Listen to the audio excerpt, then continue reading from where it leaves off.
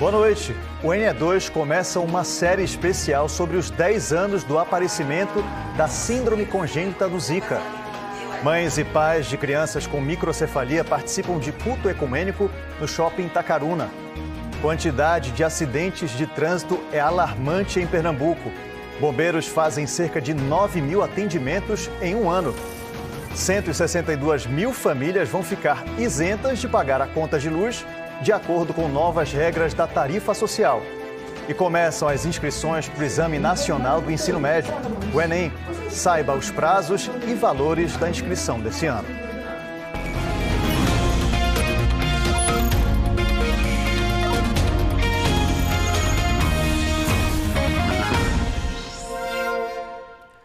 Há 10 anos, o nascimento acima do normal de bebês com microcefalia desafiou médicos e pesquisadores. Em uma corrida contra o tempo, eles descobriram que o vírus da Zika é causador da má formação genética. Nessa semana, o NE2 exibe uma série de reportagens sobre a síndrome congênita do Zika. Hoje vamos mostrar como Pernambuco se tornou um centro de emergência sanitária.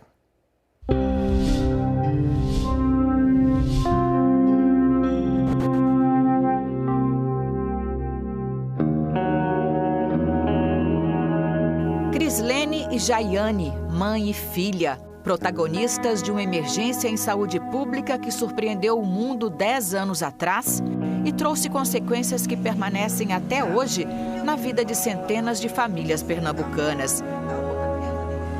Uma gravidez tão sonhada se transformou com o anúncio sem rodeios do diagnóstico. No começo eu não sabia o que fazer com ela. O doutor chegou para mim e disse: olha, sua filha é uma criança especial, ela tem microcefalia. Aí eu olhei assim e disse: e como é que eu vou fazer com ela? A doutora disse: olha, no meu conhecimento, a expectativa de vida para ela é 3 meses. Então, como é que uma mãe recebe esse diagnóstico? 3 meses. Jaiane completa 10 anos de vida, contrariando todas as expectativas. Cada ano que passa é celebrado pelos pais, a irmã e o irmão. A Jaiane faz aniversário no dia 28 de maio. A data não é lembrada apenas pela família, mas também é um marco de toda uma geração de crianças. A Jaiane foi a primeira bebê a nascer com microcefalia que se tem registro aqui em Pernambuco. Como tudo era muito novo em maio de 2015, Jaiane passou 27 dias internada enquanto os médicos investigavam a causa da microcefalia. Esses 10 anos não foi fácil, porque mesmo a gente sendo a primeira criança, por isso que se tornou tudo mais difícil. Porque foi muitas portas fechadas, foi uma terapia tardia, porque as crianças, quando fez aquele boom em agosto, as crianças nasceram e começaram a fazer terapia. Ela passou 6 meses sem fazer terapia nenhuma.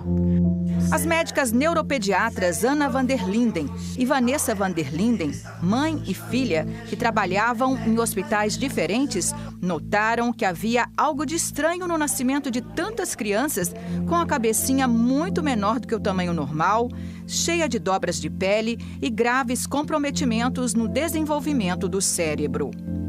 Infecção congênita não é uma coisa também tão rara. Existem outros vírus ou outras causas de infecção congênita e com características muito semelhantes. Mas aí começou a se ficar muito frequente e de repente teve um dia que eu cheguei no hospital que tinha 4 pacientes para investigação de microcefalia. Eu disse: não, tem alguma coisa errada. É normal você ver um caso de microcefalia a cada mês ou 3 meses, uma coisa assim. Inicialmente eu vi 2, com diferença de 1 semana. Não estranhei nada. Mas assim, na semana seguinte, quando a gente vai ver os exames solicitados e encontra mais 7 casos, aí alguma coisa está errada. A gente tem que ter alguma coisa que apareceu de novo e que chamou a atenção. Foi quando a gente alertou a Secretaria de Saúde e começou a conversa com os médicos. E aí aquela coisa da gente juntou as pecinhas do quebra-cabeça. Em outubro de 2015, 26 bebês estavam internados sob investigação em diferentes hospitais do Recife, um número que extrapolava as estatísticas. Até 2014, eram registrados, em média, 9 casos de microcefalia por ano em Pernambuco. Quem começou a montar o quebra-cabeças foi o professor e pesquisador da Universidade Federal de Pernambuco, o médico Carlos Brito. Ele foi o primeiro especialista a levantar a hipótese de que a infecção das grávidas pelo vírus da Zika estava causando a má formação nos bebês. Era necessário que fosse algum agente que tivesse uma rápida dispersão de casos em um curto espaço de tempo. Conversando com essas gestantes, quando elas começaram a descrever a manifestação cutânea, que foi questionada se ela tinha tido no início da gravidez, 70% descreveram que tinha tido uma mancha na pele, sem febre, e ela aquela exatamente semelhante à possibilidade e à característica da Zika. Era uma questão de tempo até ligar todas as pontas e descobrir a causa responsável por uma geração de crianças com microcefalia. Os pesquisadores perceberam que no final de 2014 surgiram muitos casos de uma doença que provocava coceiras, manchas no corpo, poderia apresentar febre e desaparecia depois de 4 ou 5 dias. Não era uma dengue leve como se imaginava, mas era o vírus da Zika, que estava circulando no Brasil, entrando pelo Nordeste. Aqui, o vírus recém-chegado provocou uma epidemia com efeitos muito graves e sem precedentes no mundo. Fez aquele estrago que fez porque a população brasileira não conhecia aquele vírus. Não tinha anticorpos para aqueles vírus, não tinha memória imunológica para aquilo. Então, houve aquela bomba atômica aqui. E o ambiente contribuiu, um ambiente tropical, um ambiente de muitas pessoas vulneráveis, e isso criou um caldeirão que possibilitou aquele fenômeno trágico, né? É uma catástrofe. Em todo o estado, 337 crianças com microcefalia são acompanhadas pela Secretaria de Saúde. Ao longo dos últimos 10 anos, mais de 800 casos foram notificados. 470 bebês tiveram o diagnóstico confirmado. O maior número de notificações foi em novembro de 2015, 722 crianças. 110 tiveram a confirmação. Os estudos não pararam, existem ainda muitos estudos sendo realizados relacionados à patogênese, de como a doença leva à destruição, de preocupação de identificar fatores genéticos que faz com que uma pessoa tenha um gestante tenha um filho com uma forma mais grave do que outro, e o desenvolvimento de vacina, que também é uma grande necessidade na tentativa de solucionar esse problema que ainda continua. Para as famílias atingidas pela síndrome congênita do vírus da Zika, a vida continua, dia após dia, com as consequências mais graves de uma epidemia que não pode ser esquecida. O que você espera para sua filha? Uma qualidade de vida melhor. Que ela continue comigo por muito tempo. E como a gente costuma dizer, se eles não alcançar o que a gente almeja, que as próximas gerações alcancem, que é a qualidade de vida, terapia, que o sistema público abrace essas crianças de verdade. O que ela diria nesses 10 anos da microcefalia? Eu existo. Com certeza ela diria, eu existo, eu estou aqui. Né, mãe? Que foi uma...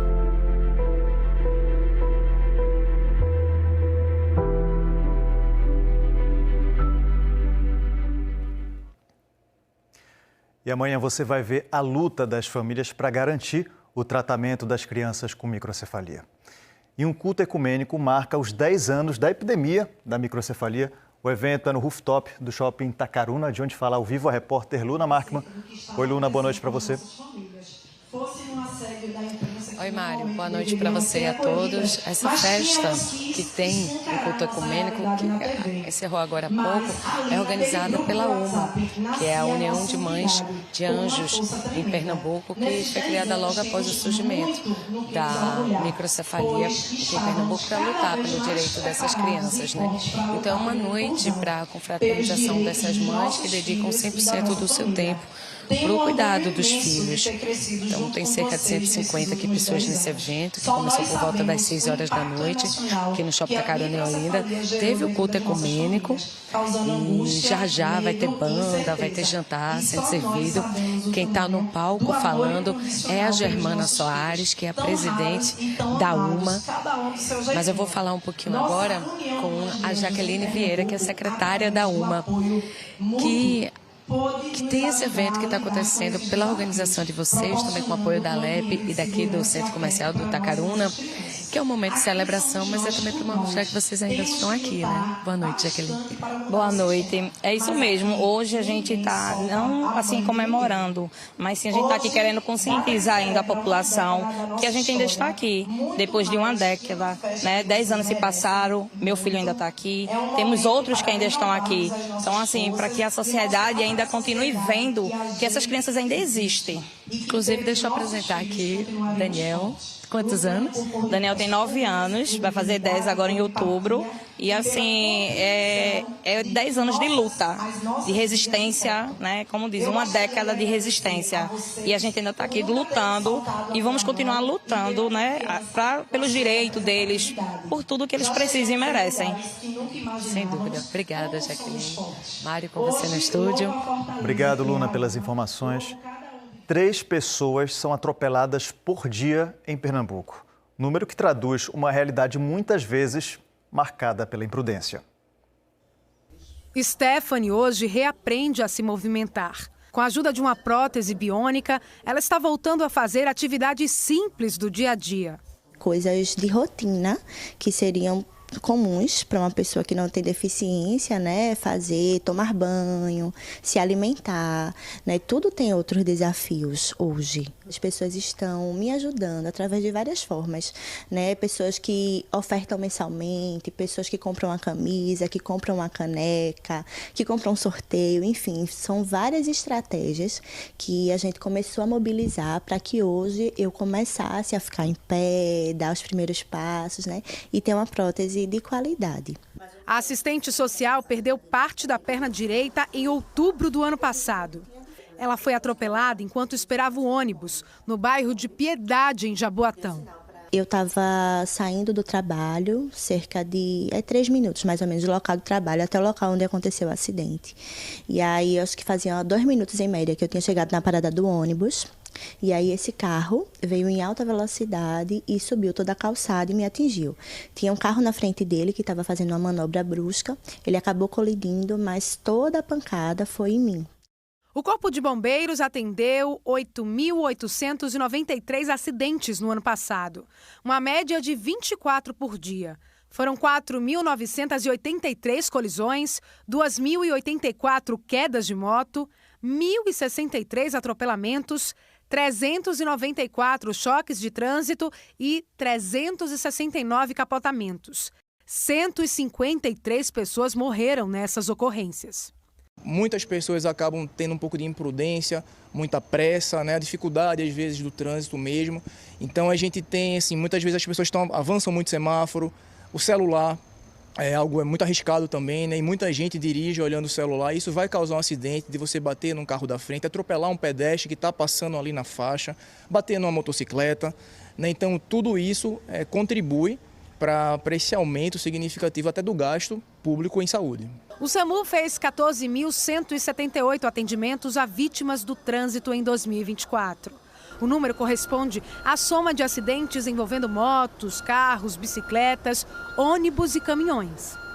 O Hospital da Restauração tem uma média de 6.000 atendimentos por mês de urgência e emergência. De janeiro até hoje, cerca de 2.500 pacientes foram atendidos aqui, vítimas de acidentes de trânsito.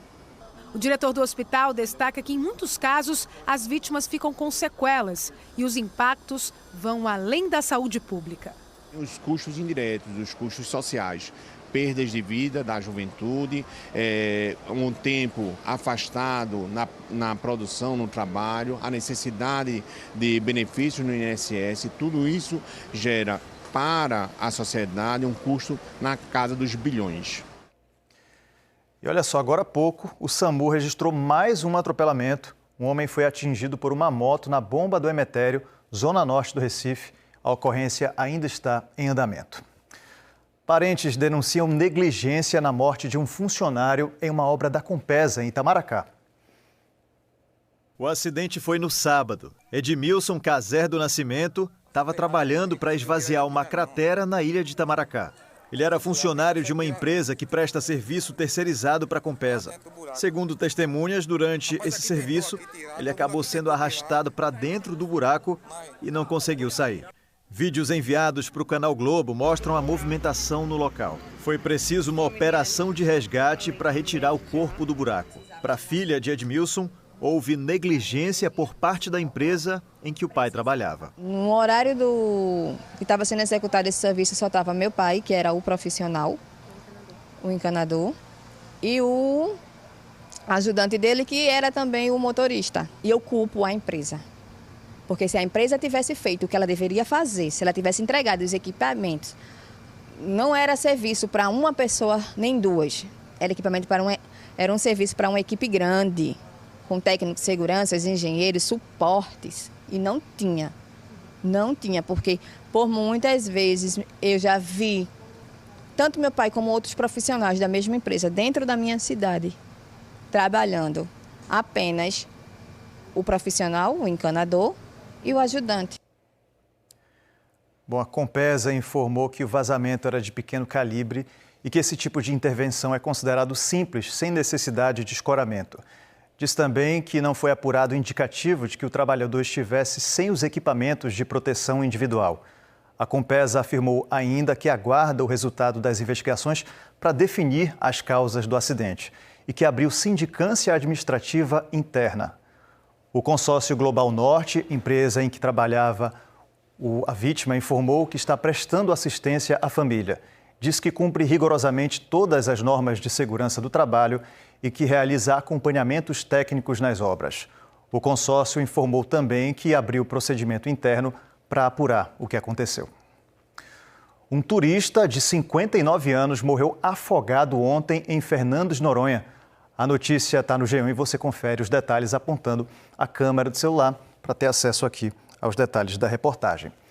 De acordo com a administração da ilha, o turista tinha 59 anos, era de Campinas, São Paulo, e fazia um mergulho com a esposa. Em determinado momento, a mulher saiu da água e sentou numa pedra. Pouco depois, o homem se afogou.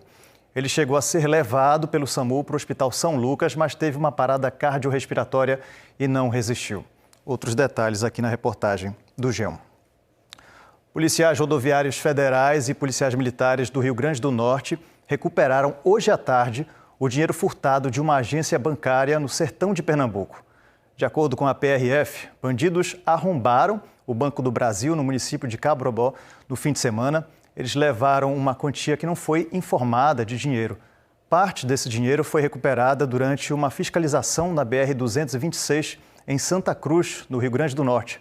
O dinheiro estava escondido em diversos baldes dentro do carro. Um casal foi preso. A quantia apreendida ainda está em processo de contagem e foi encaminhada para a delegacia de Santa Cruz. 162 mil famílias pernambucanas vão ser beneficiadas com a medida provisória do governo federal e não vão mais precisar pagar conta de energia elétrica. Quem traz os detalhes ao vivo é Ivan Duarte. Oi, Ivan, boa noite para você.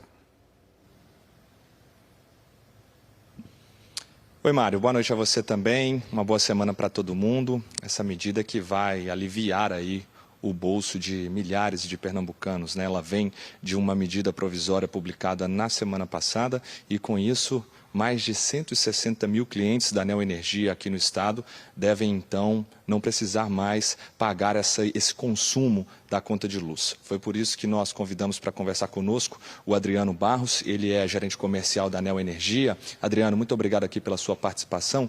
Diz para a gente quem tem direito a esse benefício e quais são os critérios para participar. Boa noite, Ivan. Boa noite a todos.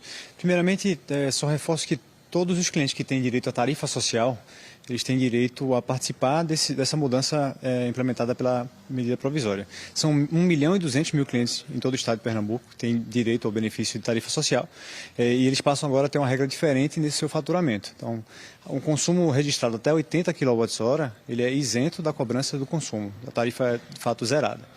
Então, e para os clientes que tiveram um faturamento com um consumo um pouco maior, eles têm um escalonamento. Na verdade, eles têm a isenção dos 80 kW e essa diferença é cobrada para a tarifa comum.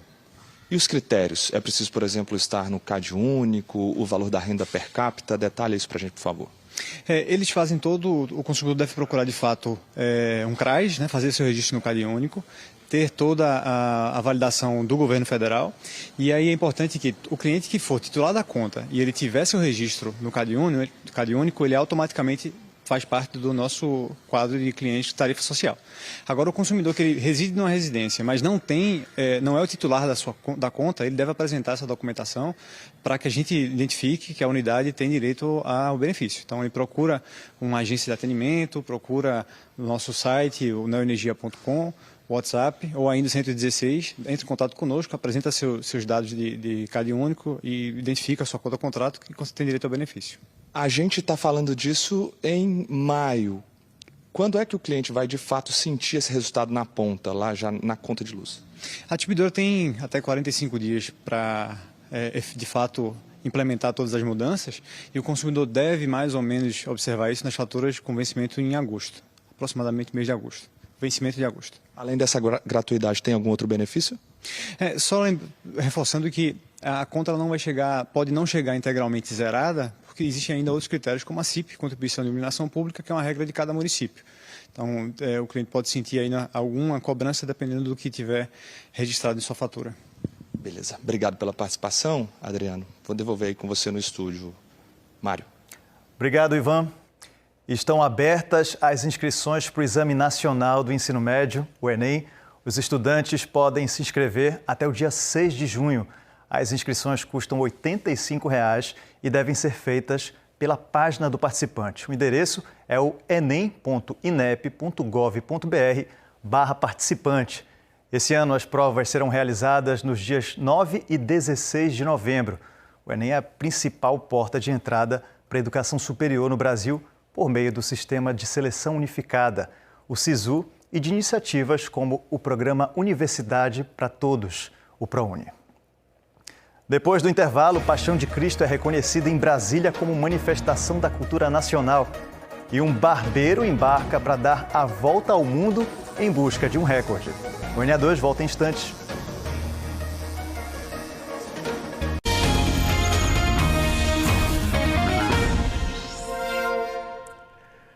Um barbeiro da zona sul do Recife tem data marcada para começar um sonho que pode ser reconhecido mundialmente. Ele embarca amanhã para uma viagem com duração de 542 dias e leva na mala a meta de bater um recorde. Aleph corta cabelo desde menino e nunca esqueceu a primeira vez. O teste foi no irmão e deu errado. O pai já era do ramo, o filho, atento, aprendeu. De lá pra cá, o barbeiro se aprimorou e os sonhos cresceram. Eu cortei totalmente ao contrário, a 2 do lado, a 1,5 em cima. Meu pai chegou na hora, me chamou pro lado e fez: olha, eu só vou te ensinar uma vez. Aí ele me mostrou, deu certo. No dia seguinte, meu irmão estava diferenciado na rua, o pessoal perguntou quem tinha cortado. Ele informou, então o pessoal começou a me chamar para cortar em suas residências. Morador do Jordão Baixo, na zona sul do Recife, Aleph agora quer ganhar o mundo. Por isso, vai encarar um desafio ambicioso: visitar 196 países em 542 dias. Eu tenho essa vontade desde criança, sendo que, pela realidade, eu imaginei que fosse impossível. Então, em 2019, quando eu vi um nordestino fazendo isso aí, eu fiz: poxa, se um cara que vendia capinha de celular no centro de Recife, nas ruas de Recife, consegue, por que eu não consigo? Os meios de transporte serão variados. Uma parte da viagem de avião, outra de ônibus, de trem e até de barco, como no Caribe e em algumas ilhas. A maioria das passagens será comprada na hora. Se conseguir cumprir a meta, poderá entrar para o livro dos recordes, o famoso Guinness Book. A família já pensa na saudade. Ele conversou comigo para se comunicar primeiramente com o irmão dele, né? Que é mais desenrolado, com celular, essas coisas. Aí daí vai passar para mim as coisas, entendeu? Teve a oportunidade, eles que falavam comigo. Mas é saudade, né? É saudade. Quase 2 anos fora, né? Saudade é isso, né? Eu, antes de dormir, né? Quando eu chego em casa, eu ligo para ele, eu ligava para ele, eu perguntava onde ele estava. Agora não, agora eu já chego, já vou entrar no quarto dele, dar uma olhada, né? Aleph ainda não tem patrocínio. Vai bancar a viagem por conta própria e ir sozinho. A partida está marcada para o dia 27 de maio. Na mala, leva poucas roupas e as máquinas de cortar cabelo. Isso porque ele quer criar um recorde. Trabalhar como barbeiro em todos os países que visitar. Mas o Guinness Book ainda precisa aprovar. Eu acredito que eu, conhecendo outra cultura, outro povo, outra culinária, eu vou voltar totalmente diferente. Até mesmo agregando conhecimento para minha profissão. Enquanto Aleph fica fora, o irmão e sócio vai cuidar da barbearia. Cláudio acompanhou esse sonho desde o começo e diz que viver essa aventura é uma vontade antiga de Aleph. Faz muito tempo que ele tem esse sonho, muito de verdade. E ele comentou que isso é o sonho da vida dele, né? Correu atrás e hoje está acontecendo. Um motivo especial que ele sempre falou que é mudar a vida da gente, né? Da minha mãe e do meu pai. O que começou como um ofício virou um projeto de vida e agora atravessa fronteiras com talento e coragem. Uma história que deixa a mãe de coração apertado, mas que também nos ensina sobre incentivar o voo de quem a gente ama. Passar 1 ano e meio, para mim é uma eternidade. Fazer o quê, né? Não é o sonho dele, então ele continue. E eu só desejo para ele felicidade e Deus acompanhe ele. O Senado Federal aprovou um projeto de lei que reconhece a Paixão de Cristo de Nova Jerusalém como manifestação da cultura nacional. A Paixão de Cristo tem muitas versões. Cada canto do país tem um jeitinho de contar a mais importante história da fé católica. Mas um espetáculo ganhou fama: a Paixão de Cristo de Nova Jerusalém. A encenação começou em 1951, nas ruas de Fazenda Nova, no município de Brejo da Madre de Deus, no interior de Pernambuco. Ideia de Epaminondas Mendonça, um comerciante e líder político local. Em 1968, a apresentação passou para a cidade cenográfica, idealizada e construída por Plínio Pacheco. De lá para cá, ganhou contornos de mega espetáculo. São diversos cenários fiéis à Jerusalém da época, com participação de mais de 400 atores, todos vestidos com figurinos autênticos. Virou um dos maiores espetáculos teatrais ao ar livre do planeta. Tudo está consumado. E o espetáculo, que já era um orgulho dos pernambucanos, foi reconhecido como manifestação da cultura nacional. A última etapa do processo aconteceu agora, no mês de maio, com a aprovação do projeto de lei pela Comissão de Educação e Cultura do Senado. O projeto de lei, de autoria do deputado federal Felipe Carreiras, do PSB de Pernambuco, começou a tramitar na Câmara Federal em 2021. Em 2024, passou para a apreciação do Senado e entrou em pauta este ano. O senador Humberto Costa, do PT de Pernambuco, foi o relator da proposta, aprovada por unanimidade. Isso hoje já tem uma incidência para toda a região, em termos de atividade turística, em termos de outras atividades econômicas que acontecem no mesmo período do Drama da Paixão. Então, hoje, sem dúvida, é algo que assumiu uma dimensão que não se limita ao espetáculo religioso, mas também a sua repercussão turística, econômica e social. O projeto de lei agora segue para a sanção presidencial. O senador falou sobre os benefícios do reconhecimento. Amplia, não é, a possibilidade de conhecimento sobre a existência do espetáculo, faz com que os produtores culturais também se interessem por empresas de comunicação também, e é uma divulgação importante aqui para o nosso estado e para o próprio espetáculo, né? A direção do espetáculo celebrou a conquista. É motivo de muito orgulho, de muita alegria e ao mesmo tempo de comprometimento de todos nós que fazemos a Paixão de Cristo da Nova Jerusalém. Só gratidão a todos que estão reconhecendo. Futebol, o domingo teve sentimentos distintos para os torcedores pernambucanos. O Sport continua sem vencer na Série A. Já o Santa Cruz segue invicto na 4ª divisão. O gol de Barleta, logo aos 7 minutos de jogo, encheu os quase 22 mil rubro-negros na Ilha de Esperança. Estava sendo construída a tão sonhada primeira vitória do Sport na Série A de 2025. Mas bastou o segundo tempo começar para a alegria rubro-negra chegar ao fim. Gustavo Prado, com este golaço, deixou tudo igual para o Internacional. E nem quando a equipe gaúcha ficou com um jogador a menos com a expulsão de Ronaldo, o Sport soube aproveitar. O Leão ficou mesmo no 1-1 na ilha com o Inter. E, de novo, os protestos tomaram conta das arquibancadas ao fim do jogo. Se tá faltando vitória rubro-negra na Série A, tá sobrando para o Santa Cruz na Série D. O tricolor venceu mais uma, dessa vez contra o Souza no sertão da Paraíba. O único gol da partida saiu depois desse belo passe de William Júnior para Giovani, que tirou o goleiro e mandou para a rede. Esta foi a 5ª vitória em 6 jogos e o Santa Cruz segue como líder isolado do grupo A3 da Série D. E nós ficamos por aqui. Para você, boa noite. Até amanhã.